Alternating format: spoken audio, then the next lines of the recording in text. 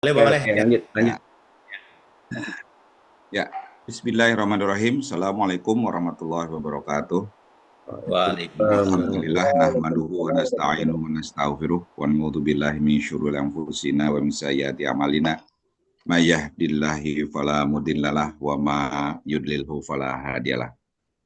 Asyhadu an la ilaha illallah wa asyhadu anna Muhammadan abduhu wa rasuluh. La nabiyya ba'da. Hadirin jamaah Zoomnya pengajian keluarga besar pelajar Islam Indonesia rahimakumullah. Marilah kita panjatkan puji syukur kepada Allah yang telah begitu banyak memberikan nikmat, wabil khusus nikmat iman, nikmat Islam, nikmat kesehatan kepada kita. Salawat dan salam semoga tercurah kepada Paduka Agung Habibana wa Nabiyana Muhammad Sallallahu Alaihi Wasallam. Allahumma shalli wa sallim alaihi. Yang saya hormati Profesor Dr. Abdul Hamid HB, SE, MSI yang hadir pada saat pengajian hari ini. Anda Yunda, Bapak Ibu semua yang tidak bisa saya sebutkan satu persatu, tapi tanpa mengurangi rasa hormat kepada Anda Yunda semuanya. Alhamdulillah pada pagi ini kita bisa hadir bersama-sama mengikuti pengajian Jumat pagi KBPI yang ke-153. Alhamdulillah Prof. HB sudah berapa kali nemenin kita juga. Yang ketiga ini. Yang ketiga, betul-betul. Ya. Temanya saya kira menarik ya, tema tentang etika dan psikologi bisnis. Tanpa panjang lebar, marilah kita buka pengajian dengan baca basmalah bersama-sama. Bismillahirrahmanirrahim. Bismillahirrahmanirrahim. Selanjutnya kepada Prof. HB dipersilahkan. Silakan, Prof. Cek sound dulu. Silakan. Alhamdulillah. Bismillahirrahmanirrahim. Assalamualaikum warahmatullahi wabarakatuh. Assalamualaikum warahmatullahi wabarakatuh. Alhamdulillahi rabbil alamin. Wa bihi nasta'inu ala umuri dunya waddin. Wassalatu wassalamu ala nabiyina Muhammadin wa ala alihi wa ashabihi ajma'in, amma ba'du. Bapak-bapak, ibu-ibu, jamaah pengajian subuh keluarga besar pelajar Islam Indonesia, kembali pagi ini bersama untuk berbagi dalam rangka terus memelihara dan mencoba berupaya untuk meningkatkan iman dan takwa kita kepada Allah Subhanahu wa taala melalui saling ingat mengingatkan, melalui majelis ilmu seperti yang tengah kita laksanakan sekarang. Pada kesempatan pagi hari ini, topik yang diberikan kepada saya adalah etika dan psikologi bisnis. Tentu yang kita maksud di sini adalah etika dan psikologi bisnis Islam. Sebagaimana topik pertama yang lalu, kalau tidak salah tahun lalu ya, dan Januari tahun ini ya, sekarang hampir menjadi bagian dari topik-topik sebelumnya, yaitu seputar ekonomi Islam. Nah, Bapak Ibu yang saya hormati, izin saya share screen. Minta tolong hostnya saya diizinkan untuk share screen. Maul, boleh? Minta tolong saya diizinkan. Sebentar, Prof. Sebentar. Maul. Oh ya, Sudah Prof. Oke, baik.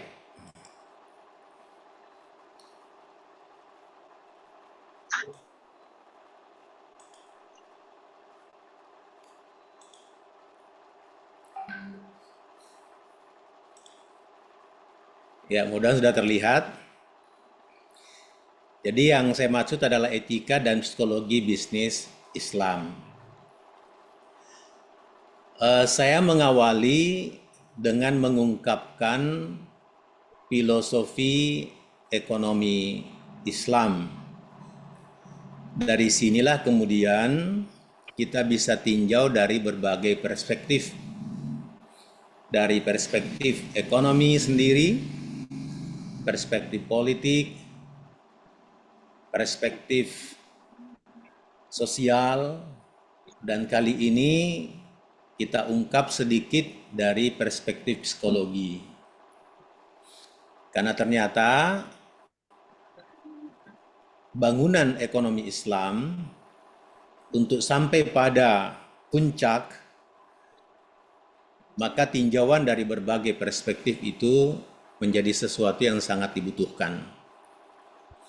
Nah, kita lihat dalam bangunan sistem ekonomi Islam ini ada 3 level, ada pondasi, ada pilar, dan ada tujuan.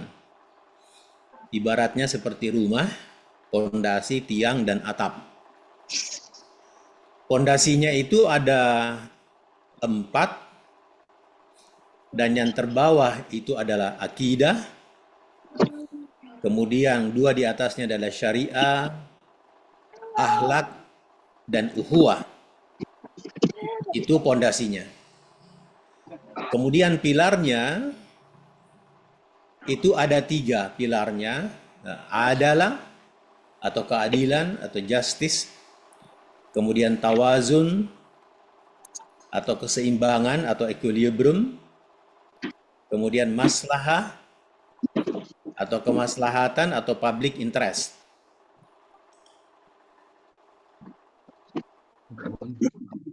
Oh, ditarik ulang anunya sebagai hostnya. Putus-putus. Pak Maul, Hostnya diputus. Ya.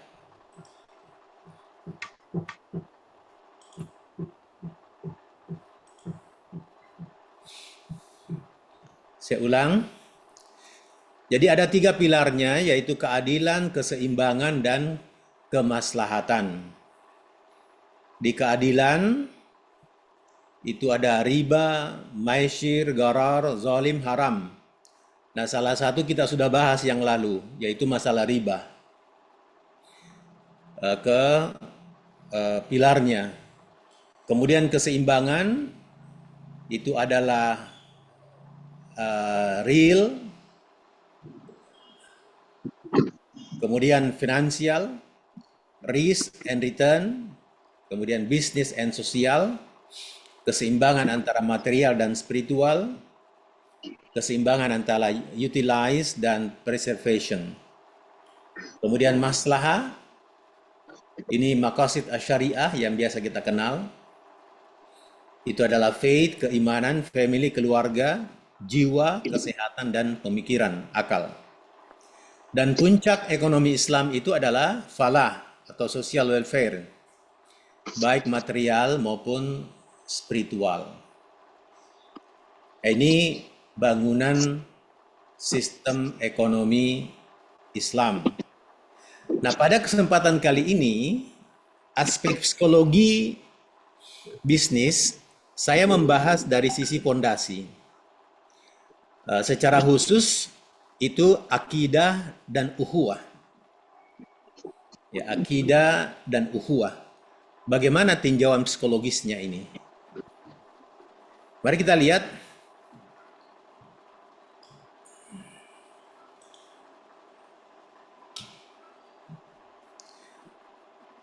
Pertama, dari sisi akidah, ingin saya mengungkapkan tentang keyakinan kita bahwa rezeki itu adalah dari Allah Subhanahu wa Ta'ala.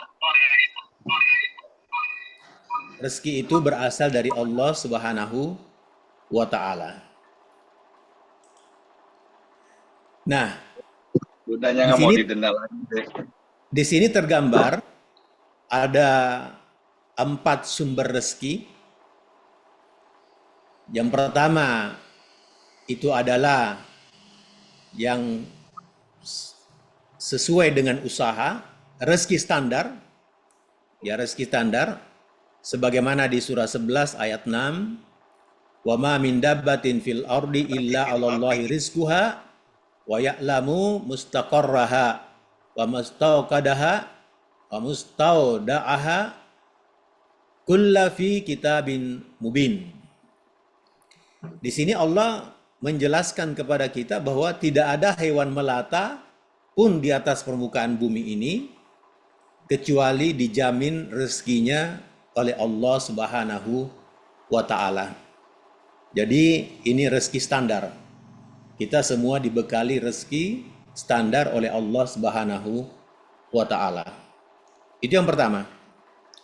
Kemudian keyakinan kita yang kedua, bahwa ada rezeki tambahan berdasarkan usaha masing-masing. Ya, wa an laisa lil insani illa ma sa'a. Jadi tidak ada yang diperoleh oleh manusia itu kecuali apa yang diusahakan. Ya, ma sa'a, apa yang diusahakan.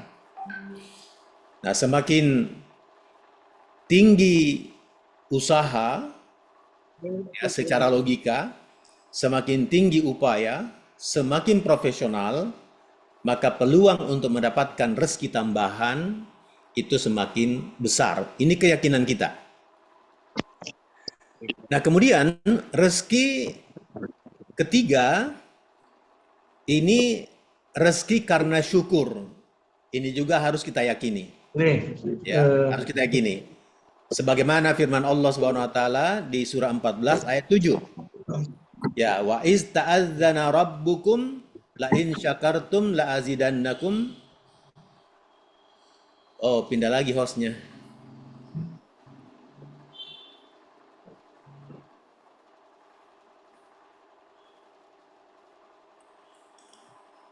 Pindah lagi hostnya.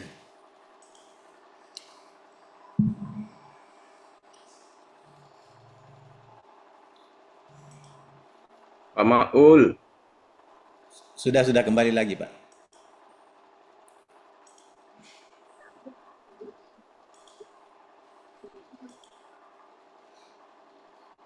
Nah, di sini di ayat 14, surah 14 ayat 7, ya, wa iz ta'azzana rabbukum la in syakartum la azidannakum wa in kafartum in adzabi lasyadid. Jadi di sini Allah mengatakan bahwa jika kalian bersyukur, maka kami akan tambahkan.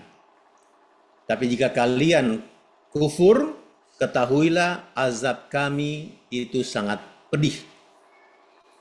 Jadi ini juga keyakinan, ya, bahwa kalau kita bersyukur atas apa yang Allah berikan kepada kita, maka insya Allah Allah akan tambahkan. Tapi kalau kita tidak bersyukur, mungkin Allah tidak kurangi, tetapi keberkahannya yang hilang. Itu sumber rezeki yang ketiga. Sumber rezeki yang keempat, dan ini yang paling tinggi, itu karena takwa. Ini juga harus berasal dari keyakinan. Ya, wa may yattaqillaha yaj'al lahu makhraja wa yarzuqhu min haitsu la yahtasib. Ini di surah 65 ayat 2 sampai 3. Barang siapa bertakwa pada Allah Subhanahu wa taala, akan dimudahkan segala persoalannya dan diberikan rezeki dari arah yang tidak disangka-sangka. Nah, kalau kita kelompokkan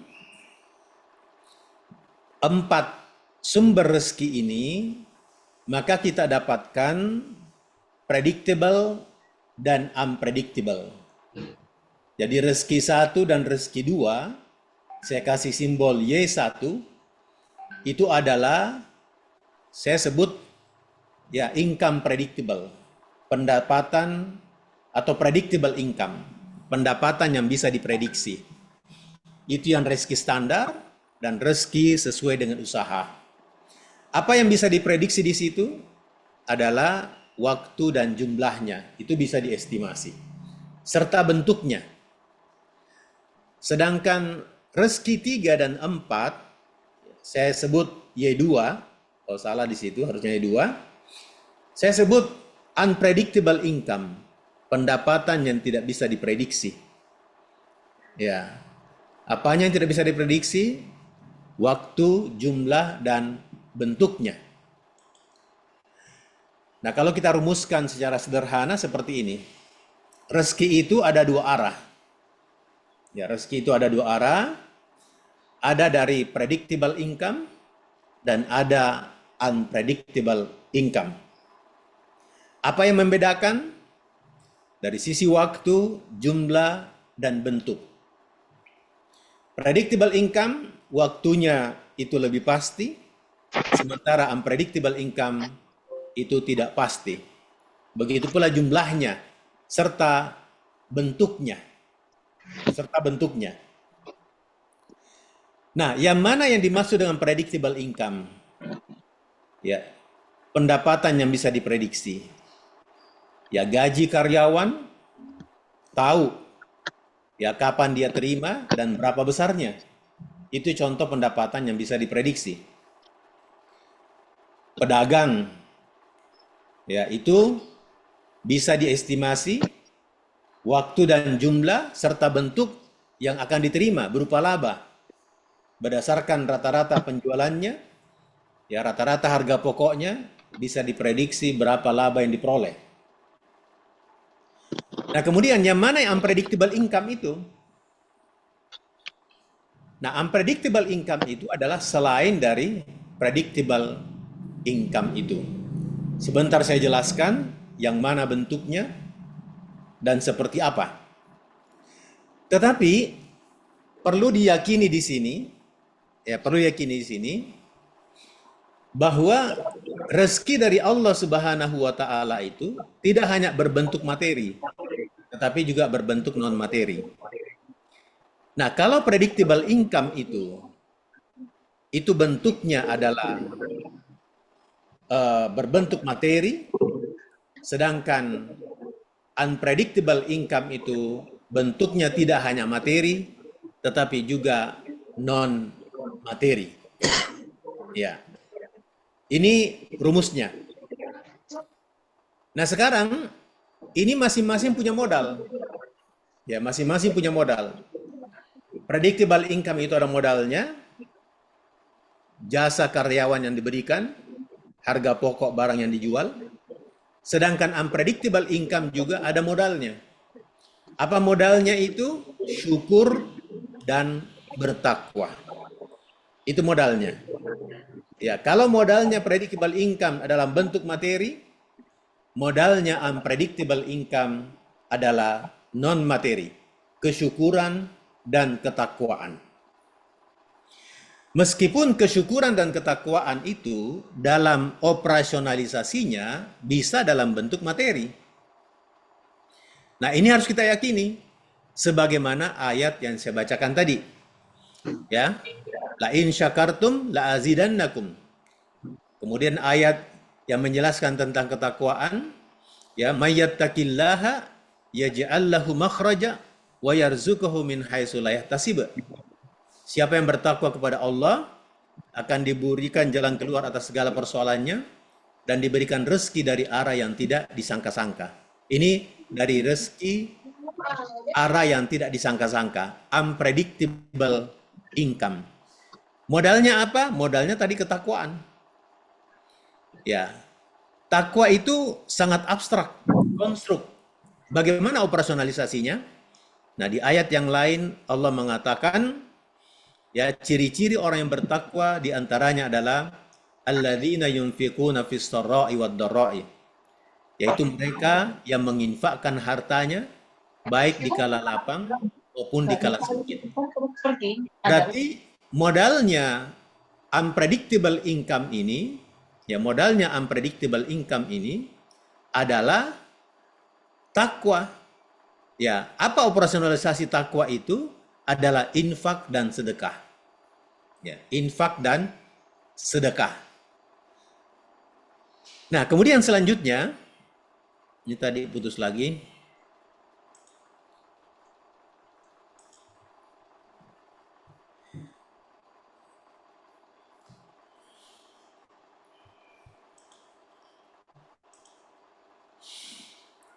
Yang kedua, setelah tadi akidah, yang kedua adalah uhuwah.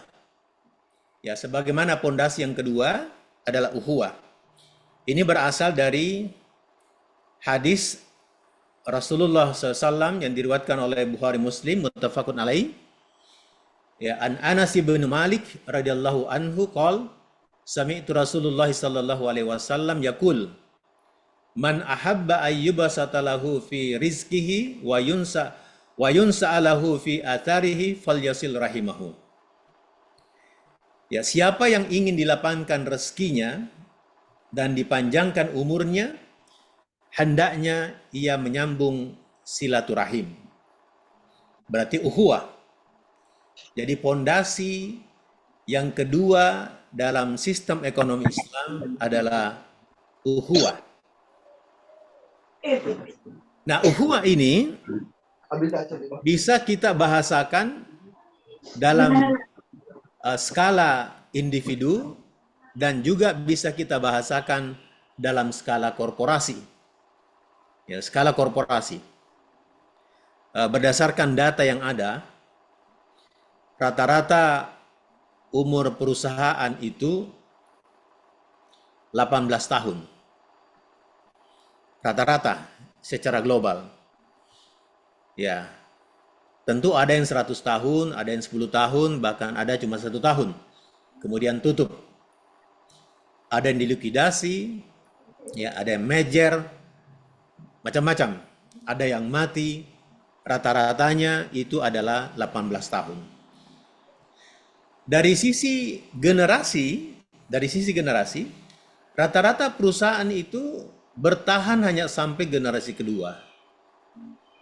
Ya, sedikit sekali perusahaan sampai generasi ketiga, apalagi generasi keempat. Bapaknya yang membuat perusahaan, anaknya yang mengembangkan, biasanya cucunya yang mematikan. Ya, biasa kita lihat atau mungkin di sekitar kita, waktu kita masih remaja, ada perusahaan yang ada di sekitar kita. Tapi sekarang sudah tidak ada, hanya sampai generasi kedua. Bahkan ada hanya sampai generasi pertama, tidak turun sampai ke anaknya. Nah, salah satu alasannya yang harus kita yakini juga adalah masalah uhuwah. Ya, masalah silaturahim ini. Nah, silaturahim ini bahasa ekonominya adalah jaringan.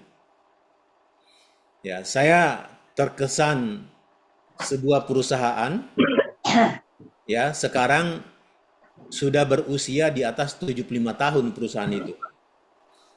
70 tahun, di atas 70 tahun. Ya. Sudah dikelola oleh generasi ketiga. Sudah cucu yang mengelolanya. Ya, sudah cucu yang mengelolanya. Dan kita coba cari tahu apa yang membuat perusahaan itu berjalan demikian panjang, sustainability-nya sangat panjang. Nah, ternyata ya dalam kajian, dalam analisis, dalam riset, perusahaan ini memperoleh sumber pendapatan dari dua arah. Ya, predictable income dan unpredictable income. Predictable income itu sudah bisa kita bayangkan, ya, karena dia punya filosofi seperti ini. Ya, pemilik perusahaan mengatakan bahwa jika sekiranya saya dan keluarga saja, maka cukup uang kami depositokan tidak akan habis 7 turunan. Ya, tetapi kami mau membuka lapangan kerja, maka kami menginvestasikan. Jadi salah satu bentuk silaturahim yang dia praktekkan adalah membuka lapangan kerja. Dengan merekrut karyawan, itu adalah bentuk silaturahim. Ya, saya sebut sebagai silaturahim profesional. Kadang-kadang yang kita anggap silaturahim itu adalah hanya menyambung persaudaraan, saling kunjung mengunjungi. Ya, tetapi silaturahim dalam bentuk profesional bernuansa bisnis adalah membuka lapangan kerja. Nah, itu adalah jaringan. Itu jaringan. Dan perusahaan ini selain ya telah menjadi konglomerasi, juga dia tidak lupa unsur silaturahim dalam anti non-profesional. Seperti apa? Ya seperti apa? Nah ternyata perusahaan ini tidak lupa zakat, infak, dan sedekahnya. Sehingga apa? Perusahaan ini memperoleh pendapatan juga dari sisi unpredictable income. Pendapatan yang tidak bisa diprediksi. Ya. Dan itu terbukti memang ada. Ya, terbukti memang ada. Ya, kita lihat misalnya perusahaan ini luar biasa kontribusinya terhadap masalah-masalah sosial. Ya, rumah ibadah dan lain-lain sebagainya. Dan kita yakini bahwa apa yang mereka keluarkan, perusahaan ini keluarkan, mendapatkan feedback dari masyarakat berupa doa, ya. Itu kira-kira. Kemudian selanjutnya, saya kembali lagi. Nah, terbukti hadis ini, siapa yang menyambung silaturahim, maka rezekinya dimudahkan dan dipanjangkan umurnya. Sustainability perusahaan ini sangat panjang. Ya, saya lanjut. Nah, saya masuk sedikit ke aspek psikologi. Ya, aspek psikologi. Jadi, pendapatan kita itu, saya simbolkan Y, biasanya itu habis dalam bentuk konsumsi, saving, dan investasi. Ya, konsumsi, saving, dan investasi. Itu habis itu. Nah, kalau misalnya dalam rumusan ekonomi kita hanya predictable income, maka kita hanya mengenal satu Y. Kemudian konsumsi, saving, investasi di sini yang kita kenal adalah dalam bentuk materi semata. Padahal sesungguhnya kita lihat persamaannya seperti ini. Ya, persamaannya seperti ini. Y1 tadi itu adalah predictable income. Y2 itu adalah unpredictable income. Lalu sama dengan ZIS, zakat, infak, sedekah. Kemudian investment, kemudian saving, dan terakhir konsumsi. Ya, satuannya materi dan non materi. Jadi tidak hanya materi semata, tapi juga non materi. Tidak hanya predictable income, tapi juga unpredictable income. Nah, apa yang dimaksud dengan order effect di sini? Coba lihat persamaan pertama dan persamaan kedua. Persamaan pertama Y, S tambah C tambah I. Saya dahulukan S. Ya, kemudian C, kemudian investasi. Yang kedua, itu saya dahulukan investasi. Baru konsumsi, baru saving. Nah, sebelum ke situ, saya sedikit secara psikologi ingin jelaskan ini. Ini ada berapa psikologi, bias psikologi. Ada treadmill, ada fly paper effect, ada mental accounting, herding, order effect, dan loss aversion. Pertama saya jelaskan treadmill. Bias psikologi treadmill. Bapak Ibu yang saya hormati, Mungkin Bapak Ibu sudah pernah pakai treadmill untuk olahraga. Ya. Nah, tentu antara kita dengan matrasnya itu sejalan seiring. Semakin cepat kita berjalan, maka matrasnya juga berjalan cepat. Kalau kita lambat, dia juga lambat. Ya.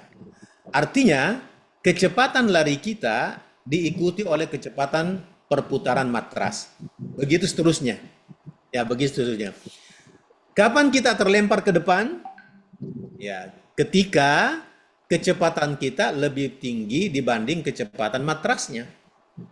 Ya, kalau kecepatan matrasnya lebih cepat dibanding kita, maka kita akan terlempar ke belakang. Nah, Bapak Ibu yang saya hormati, waktu kita masih pertama bekerja dengan gaji seadanya, ya, bagaimana pola konsumsi kita? Pasti mengikuti pola pendapatan. Ya, kita dahulukan pengeluaran primer dibanding sekunder, apalagi tersier. Kita berhemat karena gaji kita masih kecil. Nah, perilaku konsumsi kita sedikit berubah seiring dengan pertambahan pendapatan. Ya, seiring dengan pertambahan pendapatan. Semakin besar pendapatan, pola konsumsi kita juga semakin luas. Itulah bias psikologi treadmill, mengikuti pola treadmill. Artinya apa? Artinya apa? Kalau kita punya cita-cita ingin mendapatkan sesuatu di masa yang akan datang, maka jangan pakai persamaan pertama. Ya, jangan pakai persamaan pertama, konsumsi yang didahulukan. Ya, salah ini pertama, harusnya C, konsumsi didahulukan. Kenapa? Karena konsumsi itu polanya mengikuti Y. Ya, semakin banyak Y, semakin besar konsumsi. Maka saving dan investment itu menjadi kecil. Nah, kalau kita punya cita-cita 5-10 tahun ke depan ingin memiliki sesuatu, maka dahulukan investasi. Makanya I. Makanya I yang pertama. Ya, kemudian saving, kemudian konsumsi. Gitu ya. Makanya rumus yang paling ideal, ya, rumus yang paling ideal sesuai dengan sistem ekonomi Islam, sesuai dengan psikologi bisnis Islam, ya, bisnis Islam adalah yang paling terakhir. Ya. Y1 plus Y2. Kemudian berapapun pendapatan kita, kita keluarkan infak sedekah. Ya. Kalau sudah muzaki, keluarkan zakat. Kemudian yang kedua adalah investasi. Kenapa saya tempatkan konsumsi paling belakang? Karena konsumsi itu mengikuti berapa yang kita alokasikan. Kapan kita simpan di urutan pertama, maka habis pendapatan kita dalam bentuk konsumsi. Tidak ada saving, apalagi investasi. Ya, biasanya ada orang sudah puluhan tahun bekerja, masih kontraktor. Kontrak sana, kontrak sini. Kenapa? Karena tidak memahami psikologi bisnis Islam. Konsumsi ditempatkan di urutan pertama. Ya, investasi di belakang.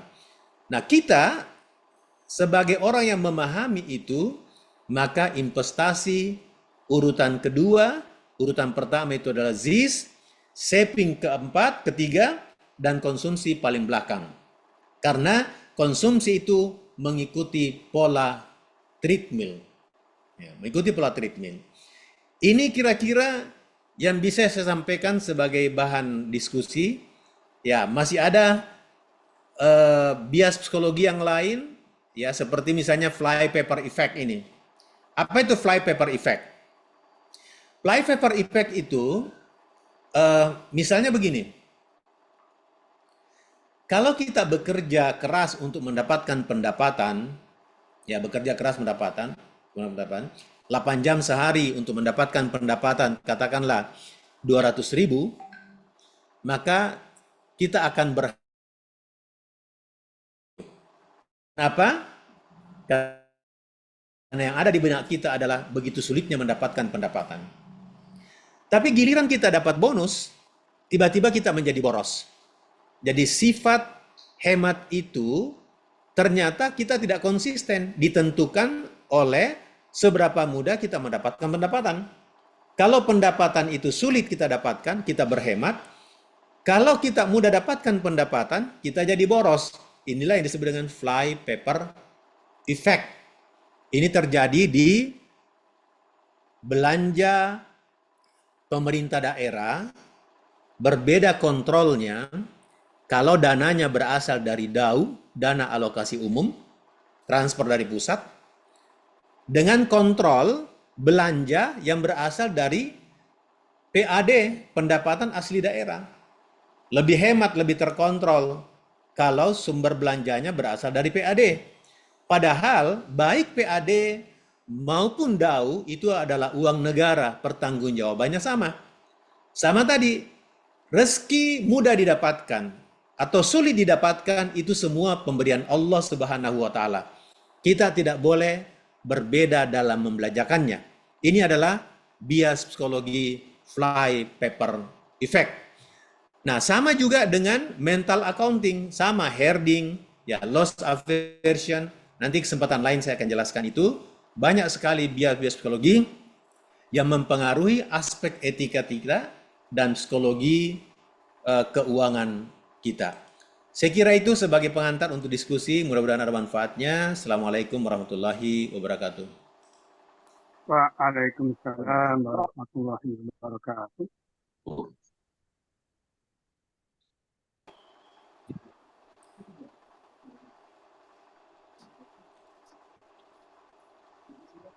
Mana moderator ini? Pak Sekjen, Pak Sekjen, Pak SKJ.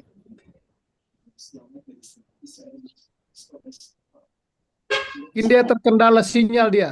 Iya. Oke. Baik, Prof.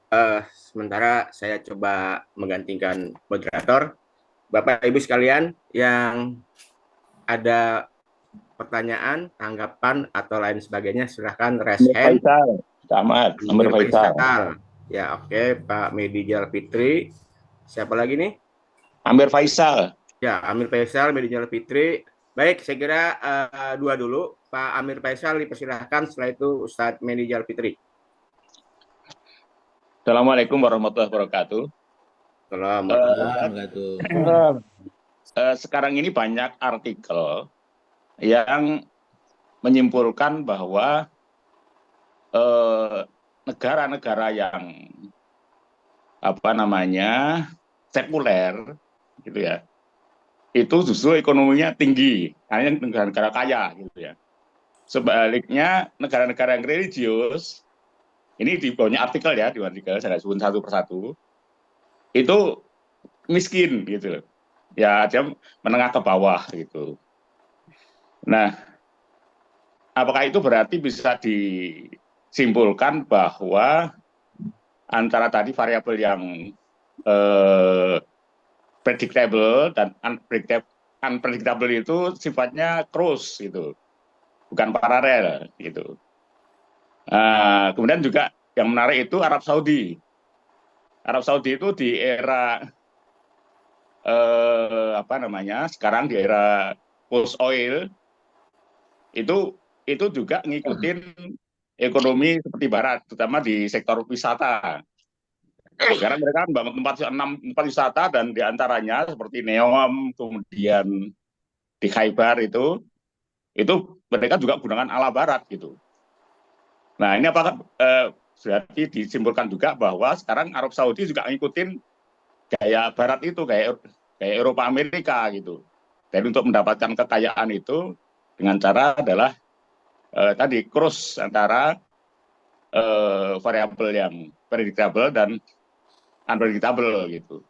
Dan ini bertentangan dengan surat Al-A'raf itu yang bunyinya terjemahannya adalah barang siapa yang iman dan takwa, maka aku limpahkan barokatim minas samawati wal ar itu. Bagaimana pendapat Profesor? Terima kasih. Baik, Terima kasih Pak Amir, makasih atas pertanyaannya. Lanjut Pak Ustadz Medi Jalal Fitri, nanti langsung direspon ya Prof. Ya silakan Pak Medi. Assalamualaikum warahmatullahi wabarakatuh, Prof. Waalaikumsalam. Bagus kajiannya. Saya hanya dua pertanyaan singkat saja. Lalu bagaimana konsep berkah dalam materi ini? Saya lihat Apa itu, tadi Pak? Prof, Putus-putus. konsep berkah. Ya. Ya, saya lihat Saudi biasa-biasa saja gitu ya. Ya, cuma saya lihat dari sisi lain mereka ketepatan waktu sholat, keberjamaaan mereka Ya. dalam konsep mereka kayak tenang gitu hidup ya. Itu satu. Yang kedua, kalau kamu ingin ada orang datang ke saya, bagaimana Ustaz untuk menghilangkan kesulitan, ya bersedekahlah, begitu. Satu konsep Islam sedekah saja. Semakin banyak sedekah, insya Allah Allah akan buka rezeki-rezeki itu. Begitu Ustaz. Komentar, terima kasih. Assalamualaikum. Baik, langsung Prof direspon. Baik, Masya Allah, Alhamdulillah. Pertanyaan yang sangat bagus sekali. Pernah saya melakukan perjalanan ke Jepang bersama salah seorang bupati. Ya. Salah satu keberhasilan suatu daerah itu ukurannya adalah IPM, ya, Indeks Pembangunan Manusia. Ukurannya adalah kesehatan, pendidikan, dan ekonomi. Saya kaget ketika dia mengatakan bahwa saya berhasil meningkatkan indeks kebahagiaan rakyat saya. Ya. Saya bilang, apa ukurannya, Pak? Dia bilang gampang. Ukurannya kebahagiaan satu daerah itu bukan IPM. Indeks Pembangunan Manusia. Saya kaget juga. Lalu apa, Pak? Saya bilang, saya berhasil menurunkan tingkat perceraian. Ya. Saya berhasil menurunkan tingkat perceraian. Nah, ternyata tingkat perceraian itu adalah refleksi tingkat kebahagiaan, baik individu maupun masyarakat. Ya. Nah, IPM dari negara-negara maju, baik di Eropa, Amerika, itu kita tertinggal. Kita tertinggal. Dari 10 negara yang memiliki indeks kebahagiaan tertinggi, rata-rata diborong oleh negara-negara Skandinavia. Satu pun tidak ada negara Muslim. Kalau IPM ukurannya. Tetapi ketika ukurannya adalah tingkat perceraian, maka 1 sampai 10 tidak ada satupun negara dari negara maju yang kita sebutkan tadi. 1 sampai 10 itu semua negara Muslim. Semua negara Muslim. Nah, itulah sebabnya unpredictable income itu, saya sampaikan tadi, tidak hanya berbentuk materi, tapi non-materi. Tapi non-materi. Ya, apa contoh non-materi itu?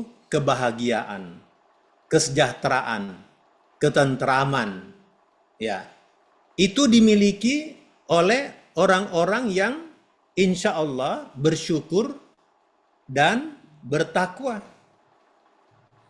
Yang tidak dimiliki oleh orang yang tidak mengamalkan itu. Nah, mungkin kita mengatakan begini, tapi negara-negara Islam itu seperti ini juga. Ya memang, karena pengamalan praktek sistem ekonomi Islam itu juga belum ada jaminan yang baik, termasuk di negara-negara Muslim. Contoh Indonesia. Ya, menurut survei OJK tahun 2023, literasi keuangan syariah terhadap umat Islam di Indonesia baru 39% literasinya. Artinya, pemahaman umat Islam terhadap ekonomi Islam baru 39% dari 287 juta jiwa penduduk Indonesia. Berapa yang inklusinya? Inklusinya baru 12%. Artinya, umat Islam Indonesia sendiri mengamalkan keuangan syariah atau menggunakan jasa keuangan syariah itu masih sangat rendah sekali. Ya, sangat rendah sekali. Nah, memang Bapak Ibu yang saya hormati, ya memang kita tidak bisa kuantifikasi konsep berkah itu. Konsep berkah itu. Itulah tadi saya katakan bahwa salah satu pondasi sistem ekonomi Islam adalah keyakinan. Adalah keyakinan. Nah, negara-negara maju, notabene materialis, sekularis, itu zona ekonomi mereka hanya sampai dunia saja. Hanya sampai dunia saja. Sementara kita sebagai umat Islam yang melandaskan pemahaman ekonomi kita berbasis keyakinan, itu tidak berhenti sampai dunia ini, tapi sampai ke negeri akhirat. Sampai ke negeri akhirat. Itu perbedaannya. Ya, itu perbedaan yang mencolok. Nah, apakah ini dia menjadi sesuatu yang kontinum atau dia menjadi sesuatu yang paralel antara predictable income dan unpredictable income? Tadi rumusnya adalah Y2 atau Y1 tambah Y2. Dia paralel, Pak. Dia paralel, bukan kontinum atau bukan continuous. Yang continuous itu adalah dunia akhirat. Kita continuous itu. Jadi sistem ekonomi kita, praktek ekonomi kita di dunia ini adalah bagian dari perjalanan kita ke negeri akhirat. Ya, itulah sebabnya pertanggungjawabannya ada sampai di akhirat. Tidak hanya sampai di sini. Jadi governance-nya tidak hanya di dunia, tapi sampai ke negeri akhirat. Memang sangat berbeda memang. Ya, memang sangat berbeda. Itu kira-kira yang saya bisa respon atas pertanyaan Bapak yang sangat bagus sekali. Ya, yang terakhir adalah tadi bagaimana sedekah itu. Ini tidak dipelajari di kedokteran, Pak ya. Ya, Rasulullah mengatakan obatilah orang sakitmu dengan sedekah. Itu tidak bisa. Bagaimana caranya mengobati orang sakit dengan sedekah? Ya, kalau konsep kapitalisme tidak masuk ini. Ya, tidak masuk. Jadi intinya, ya ini harus punya kita pemahaman yang sama bahwa profesionalisme itu juga bagian dari Islam. Seorang muslim yang mengelola usaha tidak profesional itu tidak Islami. Tidak Islami. Bahkan dalam berekonomi, saya sering katakan, jangan dahulukan aspek emosional. Dahulukan aspek rasional dan profesional. Karena aspek rasional, profesional itu juga bagian dari Islam. Kita sudah banyak menjalankan usaha, Pak. Basisnya adalah emosi. Ya. Basisnya adalah emosi. Dan kita tahu sustainability usaha kita berhenti. Kenapa? Karena tidak profesional, tidak rasional. Kita dahulukan emosi. Bagaimana bentuknya? Ya, kita kalkulasi jumlah kader kita sekian ribu. Gitu ya. Kalau masing-masing belanjanya 1 juta saja per bulan, per keluarga, kita akan dapatkan pendapatan sekian. Ya. Lalu kita ajak dengan cara sami'na wa ta'na. Instruksi dari pimpinan supaya belanja di koperasi kita atau di market kita. Nyatanya tidak bisa hidup. Kenapa? Karena berbasis emosi, bukan berbasis rasional dan profesional. Nah, emosional itu akan bermanfaat ketika aspek rasional dan profesional sudah selevel dengan pesaing. Dengan pesaing. Ya, kita keluar rumah menuju marketnya organisasi kita. Di kiri kanan ada Alfamart, ada Indomart. market kita kejauhan. Ya, market kita kejauhan. Nah, secara rasional, ya, karena pasar itu sangat rasional, tentu akan memilih yang lebih dekat, lebih murah, lebih nyaman. Itu Islami. Itu Islami. Jangan dikira tidak Islami. Nah, kebanyakan memang usaha-usaha yang dijalankan oleh umat Islam masih berbasis emosi, termasuk lembaga-lembaga Islam. Itulah sebabnya, coba lihat yang kemarin itu, ya, 212. Itu dibangun berbasis emosional. Aspek rasional profesionalnya belum terbentuk, sehingga kalah dengan pemain-pemain yang lama yang sudah profesional dan rasional. Jadi predictable income itu juga harus rasional profesional. Itu yang Islami. Saya kira itu jawaban saya. Baik, Prof. Ini sebelum saya berikan kepada yang raise hand, Pak As'ad nih. Ini ada di chat dari Sengan Bakri dari Timur Maluku, ya. Karena Prof mohon bedakan infak dan sedekah, sekaligus menjelaskannya dengan penerapan menyesuaikan dengan potensi masing-masing tingkatan. Itu pertanyaan yang ada di chat, ya. Untuk selanjutnya silahkan Pak As'ad Nugroho untuk menyampaikan langsung apa yang akan disampaikan. Oke, baik. Terima kasih. Saya kira ini menarik ya, meskipun beberapa pakar juga sudah memikirkan, tapi meskipun harusnya dipikirkan terus lah ini. Pertama soal ini, banyak hal sebenarnya harus kita sampaikan, tapi kira-kira tadi bahwa governance dari bisnis Islam kan harus sampai ke istilahnya ke mana ya, Al-Quran dan Sunnah lah kira gitu. Nah ini seperti apa sih sebenarnya nantinya harusnya, karena kalau apakah kita harus keluar dari sistem kapitalisme ini ya, sehingga kemudian kita baru bisa menerapkan itu, ataukah memang itu bisa diterapkan menggunakan berbagai apa istilahnya itu, menggunakan sistem yang ada tapi kemudian kita masukkan hal-hal yang juga penting di situ gitu.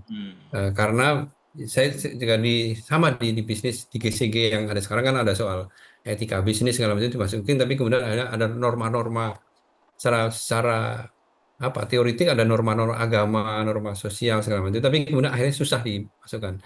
Apakah karena itu ya memang itu harus mengganti seluruhan, atau kemudian juga bisa diasimilasikan antara yang sistem Islam dengan sistem yang ada sekarang kapitalisme. Yang kemudian yang kedua, saya kira bagaimana praktek yang lebih konkret gitu ya, sistem bisnis Islam ini yang juga bisa dilakukan atau bisa diterapkan di masyarakat, kemudian juga agar kemudian ya tadi bisa sustain, bisa benar-benar kita bisa menunjukkan loh ini kita loh, bahwa bisnis kita itu menjadikan berkah, ukurannya tidak hanya sekedar volume tapi kemudian kemanfaatan, keberkahan itu seperti apa akhirnya kemudian apakah akan terkuantifikasi, atau ya sudah nggak usah ada kuantifikasi terkait dengan bisnis, tapi semuanya kualitatif tapi tidak kuantitatif gitu. Kira itu. Semoga bisa ditanggapi. Terima kasih. Oke, makasih Pak As'ad. Langsung ke Amerika nih Pak Saleh. Silakan Pak Saleh. Wah, langsung Amerika ini. Masih subuh di sana. Termute Pak Saleh, termute. Pak Saleh, mic-nya di unmute. Di sini menjelang maghrib. Malam. Oh iya, baru maghrib ya. Malam Jumat di sini, di Indonesia sudah Jumat pagi. Oh iya betul. Baik, lanjut. Oke, Prof dan Bapak Ibu yang saya hormati, saya termasuk menyimak dengan baik, dan ternyata ada Profesor Halidat II. Jadi kalau dulu di waktu kita kecil itu, waktu kita di kadar di basic itu, kita sering dengar namanya Profesor Halidat, ahli ekonomi Islam di Makassar. Ternyata ada, saya bilang hari ini saya ketemu Profesor Halidat Junior kira-kira. Oke, makasih Prof. Nah, ketika Prof menyinggung ada tadi disebut itu bahwa ada beberapa negara itu ternyata diukur dengan tentu, saya kira barometernya mengukur itu bahwa bagaimana sebuah negara-negara di Eropa dan Skandinavia itu merasa bahagia penduduknya, merasa tidak ada korupsi, merasa di situ ada keadilan di situ. Nah, semua itu diukur dengan istilahnya tadi tanda kutip itu adalah barometer yang bisa dipertanggungjawabkan dengan sains. Ya. Oke. Dan ketika pada saat yang sama Prof bilang bahwa itu tadi pasar tradisional itu kita kalah bersaing dengan misalnya Alfamart, Indomart karena di samping bersih itu adalah logik itulah. Nah ini maksud saya di sini ada sedikit kontradiksi. Saya memang melihat bahwa kita harus mengakui dan kita mungkin jangan terlalu apa namanya terlalu berapologi kira-kira untuk melihat bahwa memang ada persoalan dalam praktek muamalah kita. Nah, saya kira itu yang harus perlu disadarkan kepada umat bahwa seperti tadi kriteria-kriteria itu berdagang secara profesional, berdagang secara sesuai dengan eranya itu memang itu yang penting diajarkan. Apalagi tadi ada perusahaan yang disebut sampai 3 generasi 70 tahun. Itu yang harusnya menurut saya perlu memang para entrepreneur muda ini dari pelajar Islam Indonesia ini yang perlu artinya saya hanya mau melihat bahwa kita harus mengakui Prof bahwa dimanapun kita berada kita tidak perlu berapologi bahwa kita apalagi tadi Prof tadi menyebut juga indeks bahwa ada penelitian menyatakan kita punya cara pemahaman kita terhadap Islam apalagi penerapan kita dalam aktivitas Islam sehari-hari itu sangat timpang dengan kuantiti kita bahwa kita ada 85% atau lebih. Yang kedua, saya mau bilang bahwa betulan saya selama di sini, Prof, sama keluarga udah 3 tahun itu, alhamdulillah saya merasa sering mendapat makanan halal dari tidak saja dari orang Islam, tapi juga dari non-Muslim dan dia tahu bahwa ini halal untuk Anda, saya ambil.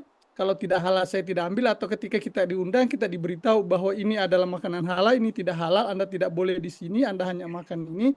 Artinya yang saya mau lihat sekali lagi bahwa agama orang lain pun itu juga mengajarkan yang Prof bilang tadi bahwa itu kan hanya untuk dunia saja kita mereka itu dan saya kira spirit mereka juga melihat bahwa dia juga percaya Tuhan walaupun mungkin sekali lagi berbeda definisi kita dengan Tuhan kita dengan Tuhan mereka tetapi sekali lagi saya melihat praktik kehidupan mereka itu sangat memperhatikan bukan saja tentu berlandaskan dasar-dasar kemanusiaan tapi pada bersamaan yang sama dia berdasarkan dengan imannya dan dia percaya bahwa itu adalah Tuhan akan sayang kami katanya kalau kami membantu dan memang dia mau membantu orang-orang katakanlah yang butuh bantuan seperti mahasiswa kira-kira gitu Prof. Jadi saya sekali bilang mungkin kita mulai bergeser sedikit jangan kita terlalu apologi kita ini sudah harus dikurangi tetapi memang bahwa membumikan kalau bahasanya misalnya almarhum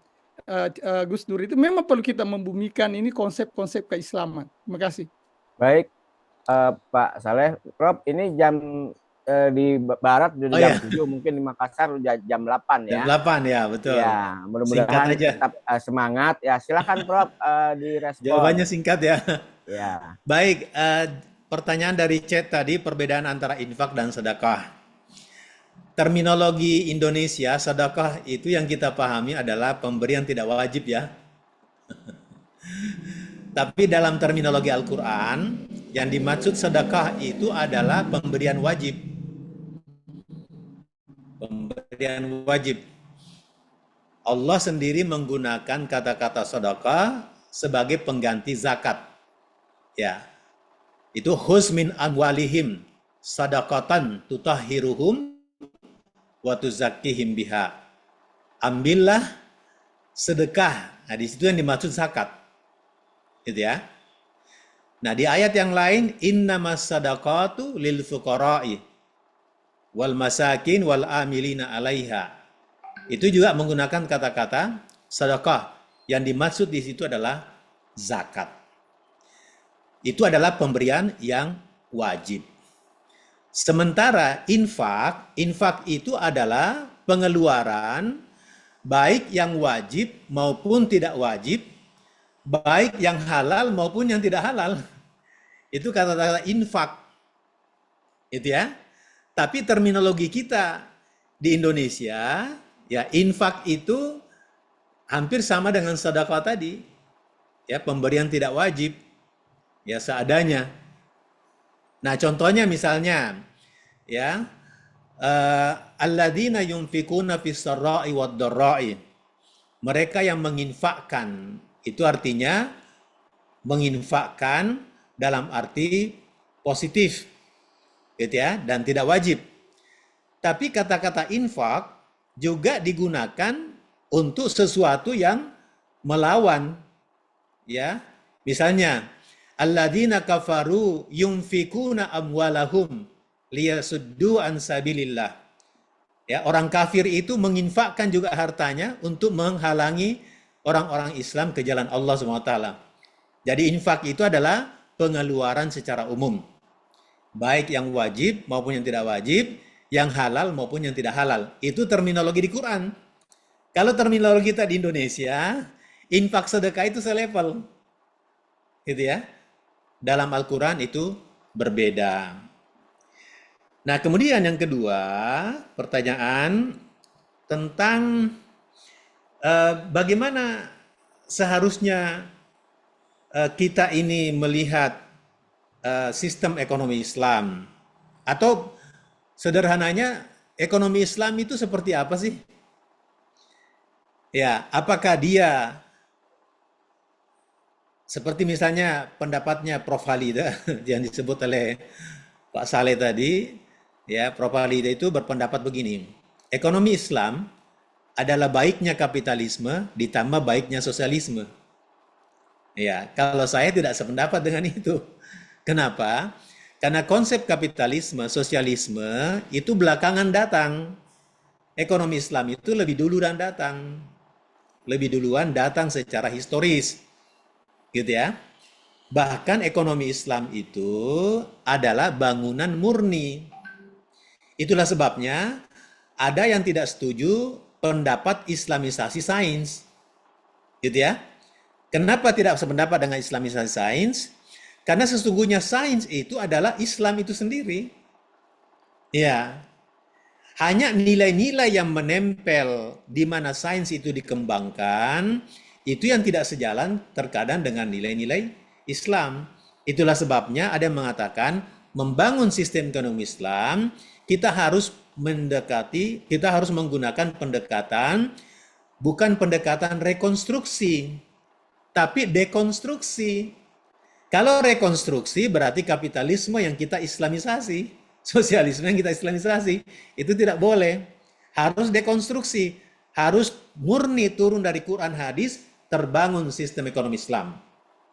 Karena memang keyakinan kita, sistem ekonomi Islam itu tidak pernah menjadi sistem ekonomi alternatif. Itu keyakinan. Yang mana yang alternatif? Kapitalisme dan sosialisme. Itu yang alternatif. Tidak boleh kita sebagai seorang muslim mengatakan kapitalisme, sosialisme itulah yang mainstream, sistem ekonomi Islam adalah alternatif. Itu keyakinan yang salah. Ya, yang benar adalah sistem ekonomi Islam itulah yang mainstream bagi kita. Kapitalisme, sosialisme itu alternatif. Ya, ketika tidak ada lagi sistem Islam, barulah beralih ke bank konven. Selama masih ada bank syariah, mainstream bagi kita. Tidak boleh bank syariah alternatif, konven jadi utama. Itu menyalahi aspek akidah. Itu kira-kira. Sehingga governance-nya bagi kita itu tidak terbatas pada dunia, tapi sampai ke negeri akhirat. Nah, sekali lagi saya katakan bahwa aspek rasionalisme, profesionalisme itu bagian dari inti ajaran Islam. Inti dari ajaran Islam. Itulah sebabnya sumber hukum Islam itu ijma, ya, ijma, kita kayak Al-Quran, hadis, kemudian ada ijma, itu adalah semua berbasis logika rasional. Ya, kita lihat hukum-hukum fikih yang dikeluarkan oleh majelis ulama ya dimanapun termasuk di Indonesia itu benar-benar berbasis rasional. Ya, berbasis rasional. Tidak ada yang tidak berbasis rasional dan itu sangat profesional. Jadi betul sekali Pak Saleh bahwa ya kita tidak perlu banyak apologi. Ya, sama tadi saya katakan bahwa kadang-kadang kita apologinya sebenarnya begini. Menurut saya lebih cenderung kepada merasa rendah diri. Ya, merasa rendah diri, tidak percaya diri bahwa ternyata sistem ekonomi kita itu jauh lebih baik dibanding orang lain. Ya, misalnya Pak ya, seperti tadi saya katakan, kadang-kadang memang kita tertinggal dari sisi IPM, Indeks Pembangunan Manusia. Ya, kita tertinggal. Itu kita sadar bahwa kita tertinggal. Ya, ketertinggalan kita itu harusnya kita prihatin karena itu Islami. Masalah kesehatan, pendidikan, dan ekonomi itu Islami. Kita dilarang miskin, kita dianjurkan menjadi pembayar zakat terbesar. Ya, kita dilarang menganggur. Ya, bahkan haram menganggur, haram meminta-minta. Gitu ya. Al yadul ulya khairul minal yadi sufla. Gitu ya. Khairun nas yanfa'ulin nas. Itu hadis-hadis yang melandaskan bahwa kemuliaan seorang manusia itu ketika tangannya di atas dibanding di bawah, dan manfaatnya lebih banyak kepada orang lain. Itu sangat Islami, dan itu memang banyak ditinggalkan oleh umat Islam karena tertinggal di manfaat. Tapi satu kesyukuran, ya, saya khawatir juga ketika banyak negara-negara Timur Tengah mengikuti pola kehidupan Barat. Ya, terutama masalah rumah tangga. Ya, di Jerman, ya di Jerman, itu tingkat divorce-nya sudah sampai 40%. 40% tingkat perceraiannya. Jadi termasuk negara-negara terbahagia tadi saya sebutkan itu, memang dari sisi keamanan, ya, kesehatan, ya, kebahagiaan, itu tinggi. Tapi dari sisi tingkat perceraian, perselingkuhan, luar biasa besarnya. Gitu ya. Dan itu sangat sedikit ditemukan di negara-negara Islam. Negara Islam. Kita harus bangga juga dari situ. Nah, yang saya khawatir ketika negara-negara Islam mencoba mengikuti budaya Barat, Eropa, terutama masalah keluarga. Salah satu alasannya, Pak, menurut supervisor kami itu, kenapa di Jerman tingkat perceraian tinggi sekali? Karena 60% wanita sudah bekerja. Sudah meninggalkan posnya sebagai ibu rumah tangga. Akhirnya sikap independennya itu tinggi sekali. Ya, tidak takut untuk dicerai. Ya, tidak takut dicerai. Akhirnya kebahagiaan sebagai seorang suami di sana itu hilang karena tidak bisa ada semacam ya pemaksaan dan lain-lain, gitu-gitu ya. Ya, sama haknya. Nah, itu yang tidak ada di sekarang. Itu saya kira jawaban saya. Mudah-mudahan ada manfaatnya. Ya. Insya Allah kita tetap yakin bahwa ekonomi Islam adalah ekonomi mainstream, ekonomi lain itu alternatif. Itu keyakinan kita. Kita harus yakin dengan bersyukur dan bertakwa, Allah akan berikan rezeki dari unpredictable, dan terus kita berkeyakinan juga bahwa aspek rasional dan profesional itu juga bagian dari ajaran Islam yang harus kita perjuangkan. Saya kira itu Pak penutupnya. Baik, terima kasih Prof atas pencerahannya pada pagi hari ini. Memang perlu kita kaji dan kembangkan mengenai aplikasi dan pandangan tentang ekonomi Islam. Karena selama ini banyak orang menganggap bahwa ekonomi Islam itu sebagai reaksioner terhadap ekonomi yang sudah ada. Padahal kalau kita baca sejarah tentang ekonomi, justru ekonomi Islam lah yang lebih dahulu. Justru Adam Smith dengan karyanya yang sudah populer disinyalir bahwa itu adalah plagiat dari karyanya Abu Ubaid ya, tentang kesejahteraan. Pajak kita tahu Abu Yusuf lah yang mempelopori tentang pajak ya, dan lain sebagainya. Saya kira alhamdulillah pada pagi hari ini banyak yang bisa kita ambil hikmah, ya mudah-mudahan bisa kita amalkan, kita kembangkan, kita sosialisasikan. Hanya saja sayang kita waktunya di Jakarta ini ya, di bagian barat jam 7.11, Makassar mungkin sudah siang, bahkan Papua ini sudah mau pulang kantor kali ya kalau di Papua. Baik, mungkin Prof sekalian mungkin closing statement, kalian menutup acara pagi ini. Silakan Prof. Baik, alhamdulillah satu kebahagiaan ya di di bulan Agustus menjelang 17 Agustus ya, di hari kemerdekaan. Data OJK seperti yang saya sampaikan tadi, literasi keuangan Islam terhadap umat Islam di Indonesia baru 39% dan inklusinya baru 12%. Oleh karena itu, diharapkan kita semua menjadi agen penyampai keuangan Islam kepada umat kita agar literasinya meningkat dan inklusinya juga meningkat.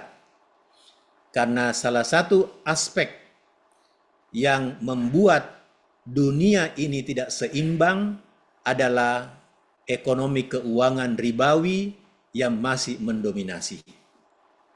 Kita tidak akan pernah lepas dari permasalahan ekonomi keuangan selama ekonomi ribawi yang tetap mendominasi kita. Mudah-mudahan Allah memaafkan kita atas belum barangkali kita berupaya keras untuk menyelesaikan masalah ini, dan mudah-mudahan kita diberikan kekuatan untuk mengambil peran yang lebih strategis lagi dalam keuangan ekonomi Islam. Terima kasih. Assalamualaikum warahmatullahi wabarakatuh. Waalaikumsalam warahmatullahi wabarakatuh. Terima kasih Prof. Semoga menjadi jariah ilmunya dan bermanfaat buat kita semua.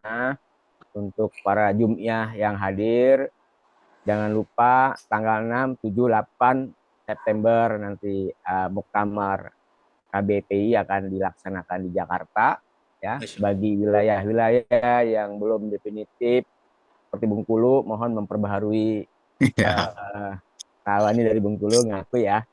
Saya muda pulang dulu ke Jakarta. Dan yang lain-lain untuk bisa menyesuaikan agar bisa menghadiri di muktamar yang akan datang. Baik, dari saya mohon maaf atas kekurangan ya, untuk sebagai penggantian dari Pak Sekjen karena ada trouble sinyal ya. Mari kita akhiri dengan baca hamdalah. Alhamdulillahirabbil alamin. Assalamualaikum warahmatullahi wabarakatuh. Izin keluar duluan.